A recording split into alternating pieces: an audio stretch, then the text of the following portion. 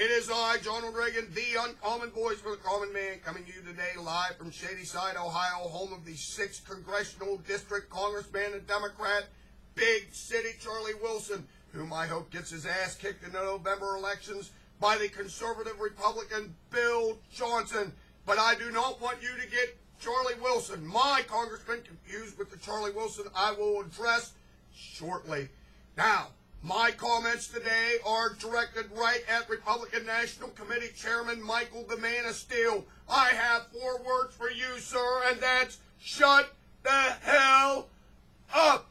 Nobody gives a damn what your opinions are in the war of Afghanistan, and one thing for certain is it's not President Obama's war of choosing. Actually, this might be one of the few things that President Obama has done that might actually make a little bit of sense. He's prosecuting this war. He almost acts like he wants to win it. There's been some mistakes made, of course. The inevitable decision that took months and months and months when General McChrystal asked for 30,000 additional troops. It took Obama forever to decide to actually send the troops was a travesty. This nonsense about rules of engagement is also a travesty. But General David Petraeus, the same man that Obama said was going to lose the war in Iraq, is now out there trying to win the war in Afghanistan. It's kind of funny how this guy was a goat when he was in Iraq, but now he's a hero.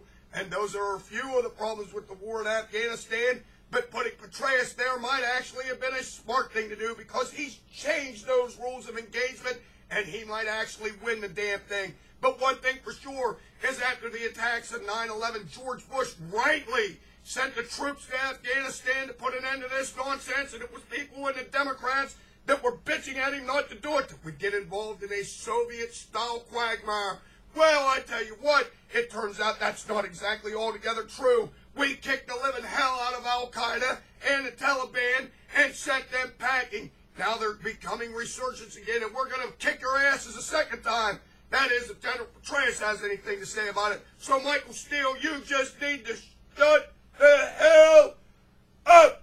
However, if you want to run your mouth and say something that makes any sense, here's something for you. We just had our Vice President Joe badmouth Biden in Iraq over the 4th of July holiday weekend, telling the troops over there that victory was at hand.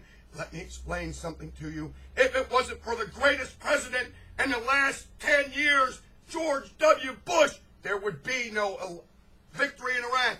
None! And to have all these damn Democrats run around and try and steal victory and say that they are the ones that won the war in Iraq is nonsense. So, Micheal Man of Steel, if you want to say something, tell the truth to the American people. That's right, that George W. Bush won the war in Iraq, and the damn Democrats tried to do everything they could to lose it, including General Petraeus and Obama and Biden, and all the damn Democrats did their very best to lose the war in Iraq.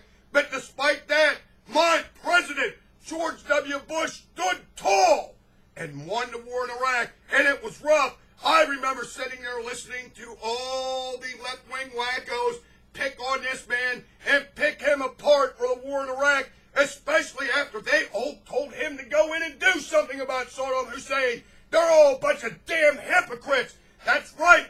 Bush's approval ratings were 76% when he went into Iraq, and all these damn Democrats are saying, do something, go in, go in, go in. Well, guess what? Bush went in. And then all of a sudden they find out that the weapons of mass destruction isn't there. And they think, well, we can make political hay out of this. And they knifed him right in the back. It was disgraceful. I tell you what, there might not have been any weapons of mass destruction, but in an FBI debriefing, that Saddam Hussein actually said he wanted people to believe that there were weapons of mass destruction. And guess what? He was successful. Hell, the whole damn country thought there were weapons of mass destruction, but just not the country. The UN, our allies, NATO, everybody thought they had weapons of mass destruction. So I say, go do something about it. And by God, George Bush did. But I tell you this right now, it wasn't just the weapons of mass destruction. It never has been just about the weapons of mass destruction.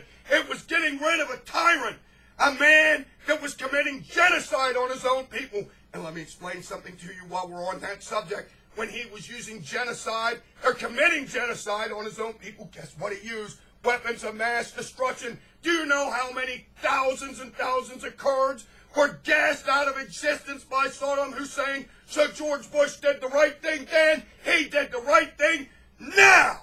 And now you, Micheal Steele, need to shut the hell up. If you're going to say something about wars, point out the facts to the American people that George W. Bush won the war in Iraq. Case closed. And I tell you what, General Petraeus is going to win the war in Afghanistan too. So you just need to shut the hell up. That's all I got to say about that. But let me say this to you. When news breaks out, my tirades break in. Until then, this is your hero, Ronald Reagan, the uncommon voice for the common man, saying this to you now, over and out.